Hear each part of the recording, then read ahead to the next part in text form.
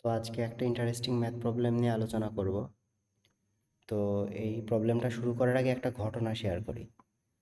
তো এটা আমার এক ফ্রেন্ডের কাছ থেকে শোনা আর কি। তো সুন্দরবনের গভীরে একটা অনেক ভয়ঙ্কর একটা বাড়ি আছে।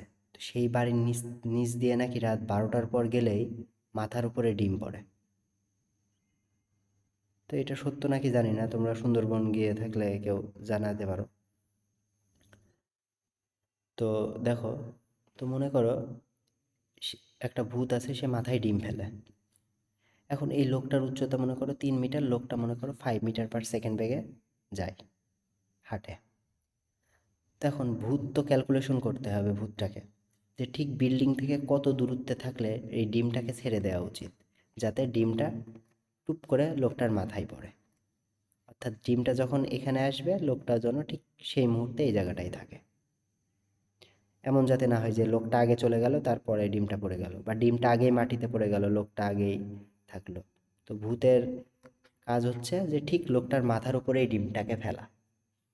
তাহলে ভূত তো দেখবে যে লোক বিল্ডিং থেকে লোকটা কত দূরে থাকলে ডিমটাকে ছেড়ে দেওয়া উচিত।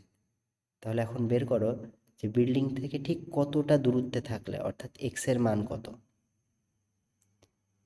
যেন ডিমটা ঠিক তার মাথার উপরেই পড়ে। তো এটা নিয়ে একটু চিন্তা ভাবনা করতে পারো, তারপরে সলিউশন দেখা শুরু করতে পারো। তো সলিউশন শুরু করি। তাহলে দেখো, মনে করি টি সময় পরে লোকটা এই জায়গায় পৌঁছাবে, আর টি সময় পরে ডিমটাও ঠিক তার মাথার উপরে পড়বে। অর্থাৎ টি সময়ে লোকটা যাবে এই ডিস্টেন্সটা, আর টি সময়ে ডিমটা আসবে এই ডিস্টেন্সটা। ঠিক আছে? তাহলে লোকটার জন্য সমীকরণ কেমন হবে?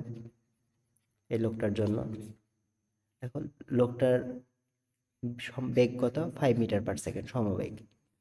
তাহলে এস ইকুয়াল ভিটি, সমবেগের সূত্র। তাহলে সরণ কত লোকটার? এই যে এক্স, ধরে নিই এক্স মিটার। তাহলে এক্স ইকুয়াল বেগ কত? 5 × টি। 1 নম্বর ইকুয়েশন লোকটার জন্য। ওটা টি সময় পরে মনে করি লোকটা এই জায়গায়, ঠিক টি সময় পরেই তো ডিমটা তার মাথায় পড়তে হবে, অর্থাৎ ডিমটাও এখানে থাকবে। তাহলে ডিমটার জন্য কি হবে ইকুয়েশন?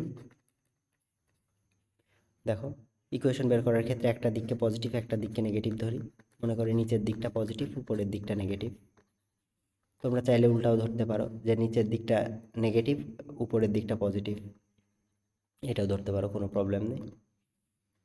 তো ডিমটার জন্য দেখো, ডিমটার আদি বেগ কত? 0 মিটার/সেকেন্ড। ছেড়ে দিছে, জাস্ট ছেড়ে দিছে ভূতটা। জি এর মান কত? 9.8 মিটার/সেকেন্ড স্কোয়ার। জি কোন দিকে কাজ করে? নিচের দিকে, যেহেতু নিচের দিককে পজিটিভ ধরেছো তাহলে পজিটিভ। আর ডিমটার ক্ষেত্রে সরণ কোনটা? সরণ মানে কি? আদি অবস্থান থেকে শেষ অবস্থান পর্যন্ত সরলরৈখিক দূরত্ব, যে আদি থেকে শেষের দিকে। তাহলে দিকটা হচ্ছে নিচের দিকে, সরণটা ডিমের ক্ষেত্রে নিচের দিকে। নিচের দিকে যেহেতু পজিটিভ ধরেছি, তাহলে সরণটা হবে পজিটিভ। তো কত মিটার? ডিমটা কি 40 মিটারই অতিক্রম করবে? না, ডিমটা দেখো, এই যে লোকটার হাইট তো 3 মিটার, 3 মিটার, অর্থাৎ ডিমটা হচ্ছে 37 মিটার অতিক্রম করবে। ঠিক আছে? 40 - 3, অর্থাৎ ডিমটার সরণ হবে 37 মিটার। তাহলে দেখো ডিমটার জন্য ইকুয়েশন কি পাবো? S equal UT plus half GT square. অর্থাৎ এস কত? 37 ইকুয়াল ইউটি, ইউ তো 0, তাহলে half into 9.8 into T square. ঠিক আছে? তাহলে টি এর ভ্যালু কত পাচ্ছি আমরা এখান থেকে? টি ইকুয়াল 37 × 2 / 9.8 √, অর্থাৎ ক্যালকুলেটর দিয়ে বের করে ফেলো। 37 × 2 / 9.8, অর্থাৎ 2.4747 সেকেন্ড। তাহলে দেখো, এই সময়ে ডিমটা ঠিক লোকটার মাথার উপরে পড়বে। তাহলে লোকটাকে কত দূরত্বে থাকতে হবে? অর্থাৎ এই যে টি এর ভ্যালুটা এখানে জাস্ট বসায় দাও। এক্স ইকুয়াল 5 × টি এর জায়গায় এই যে টাইমটা বসায় দাও, 2.747। 5 × 2.747, অর্থাৎ 13.735। অর্থাৎ লোকটা যদি 13.735 মিটার দূরত্বে থাকা অবস্থায় যদি ডিমটাকে এখান থেকে ছেড়ে দেওয়া হয়, তাহলে ডিমটা ঠিক লোকটার মাথার উপরে টুপ করে পড়ে ফেটে যাবে। বুঝতে পেরেছো? তাহলে তাহলে ভূতের মাথার উপরে ডিম ফেলতে গেলেও কতটা ক্যালকুলেশন করতে হয়।